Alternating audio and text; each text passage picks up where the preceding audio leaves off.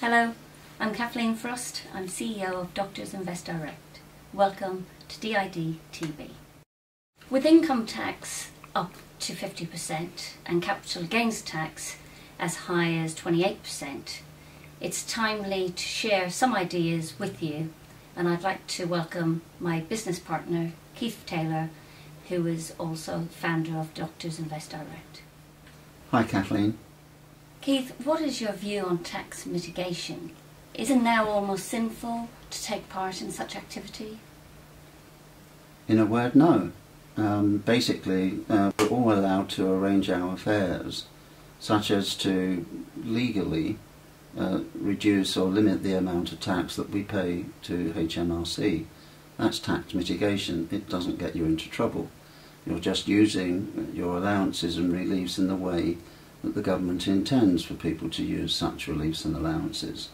It's tax evasion that gets you into trouble and could even get you into prison, and tax evasion is not something that we recommend to our clients. But we do passionately believe in applying the principles of tax mitigation.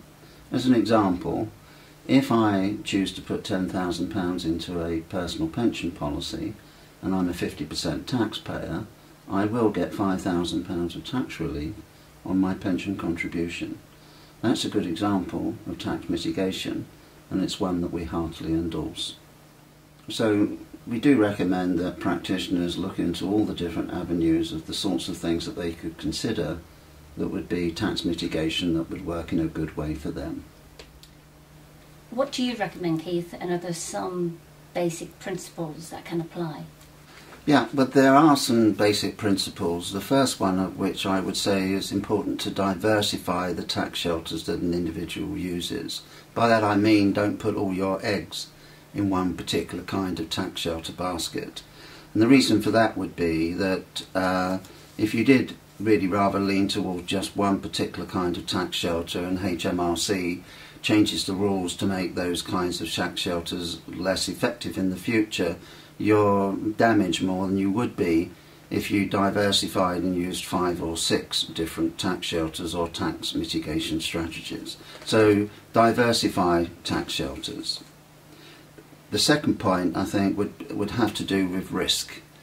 A bad investment will never be made a good investment because it has some kind of tax relief attached to it. If you're a cautious individual and the investment would be high risk, I wouldn't normally favour such a cautious individual considering a high risk tax shelter unless it was a very small part of the overall tax planning and portfolio of that particular client. And finally, I would say it's quite important to have regard to time. Tax relief sometimes are not immediate and they could take 3 or 5 or even 7 years to secure in their entirety. So no point putting money into a tax shelter that you have to hold for 5 years before you'd be allowed to encash it if you needed immediate access to the money. Now, all kinds of tax shelter strategies are things that we've written about in our tax shelter guide. What tax shelter strategies do you use for your clients? Our tax shelter guide actually lists 17 different steps that a practitioner could undertake to mitigate taxes in a perfectly valid and legal way.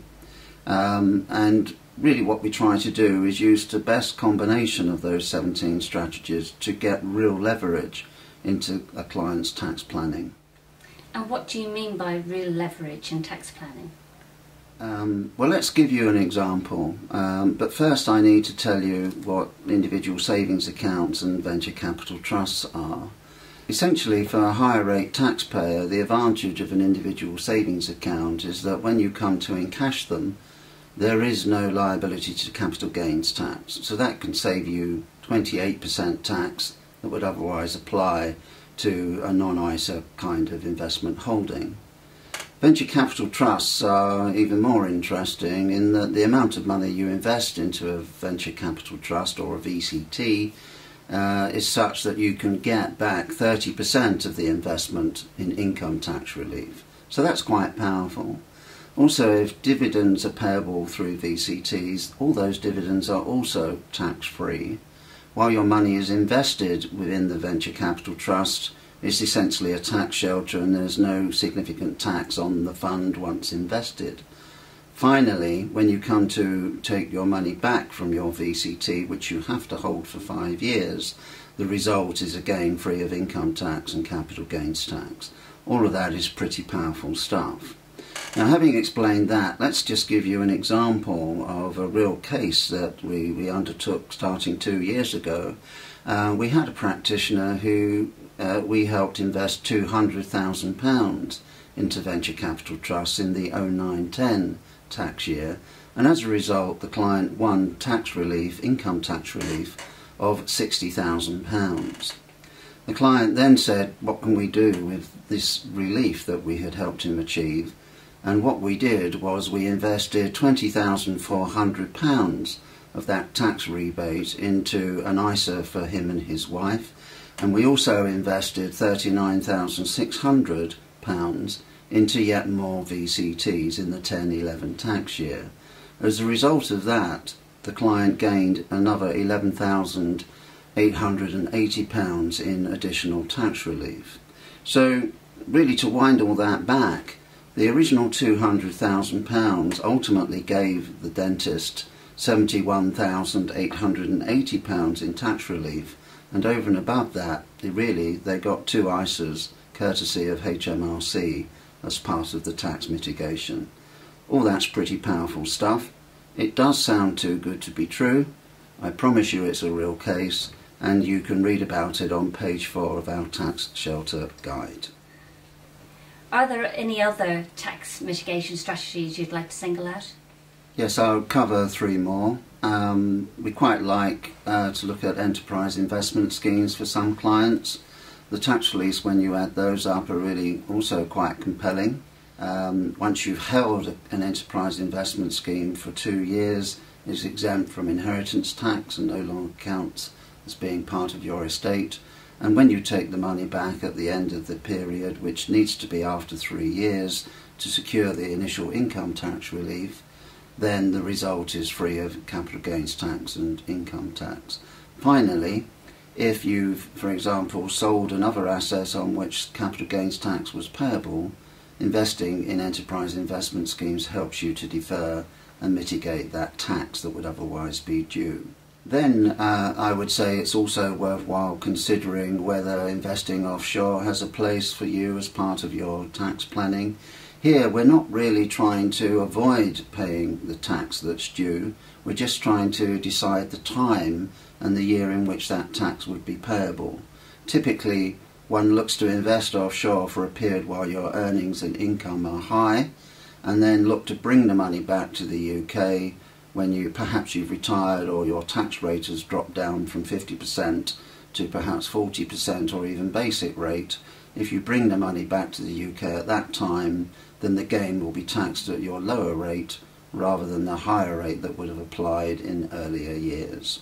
Sophisticated structures that rely on something called using business property renovation allowances, time doesn't permit me to go into that in any detail, but I will just mention that using business property renovation allowances allows an individual to claim up to 50% income tax relief if you suffer that rate of tax at the top level of your earnings. What about inheritance tax? I mean the ultimate tax. On inheritance tax, I think a lot of people were disappointed that a Conservative-led government wouldn't in some way make inheritance tax kinder. In fact, one of the first things that happened under the coalition government was a statement that there would be no changes to inheritance tax during the lifetime of the existing government. I think in reality death taxes will be with us one way or another forever. So I don't think it's wise to do anything other than to plan to assume that death duties are things that are there and you need to look forward and see if that's an issue for you. And in looking at it, we do help people employ mitigation measures that do not offend HMRC. And how can doctors and dentists get help and guidance on everything that we've discussed? Well, again, I would mention that we published a tax shelter guide. I'd mention again that it does cover 17 different tax mitigation strategies. In addition to that, our recent editions of Financial Surgery magazine also cover articles on other tax mitigation strategies. There really is a good volume of material there which is certainly well worth a read, and I would commend it to doctors and dentists. Thank you, Keith. Thank you, Kathleen. You can get recent issues of our financial surgery and tax shelter guides in our library section of our website. You may contact us for any guidance that you may need, and I'd like to thank you for watching DID TV. Doctors Invest Direct is a trading style of Taylor Frost Wealth Management, which is authorised and regulated by the Financial Services Authority. Please note and read the important general information at the end of this videocast. The case studies or comments contained in this videocast do not constitute individual advice to viewers. Viewers should ask for personal advice before acting on any of the case studies or comments contained in this videocast. We are happy to provide such advice.